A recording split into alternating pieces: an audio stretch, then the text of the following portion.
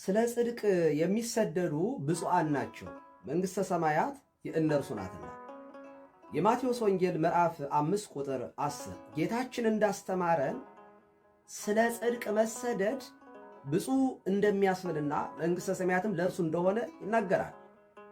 የጌታ ቃል የታመነ ነውና የታመነውን ቃል ይዘው ወንጌልን ለፍጥረት ሁሉ በማስተማራቸውና ኢጥሙቃንን ወደ ጥምቀት በመጥራታቸው ምክንያት ወንድሞቻችን እፎይና ጰላዴዎስ ከሀገራቸው ወጥተው በስደት ይገኛሉ።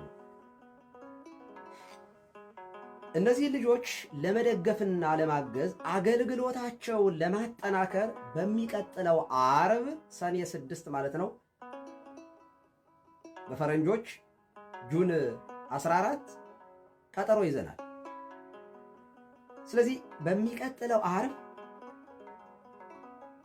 ሁላችሁም ማስታወቂያው ላይ እንደምትመለከቱት በእፎይ የቲክቶክ ላይቭ ላይ በመገኘት በተጠናከረና በተደራጀ መንገድ ወንጌልን መስበክ እንዲችሉ ወንድሞቻችንን ማገዝ መርዳት አለብን።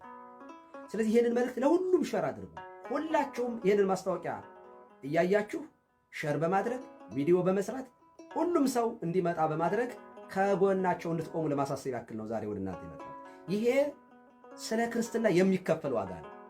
እኛ መሰደድ ባንችል እንኳ ለወንጌል ብለን ስለ ክርስቶስ ቢያንስ ግን የሚሰደዱትን ከጎናቸው ቆሞ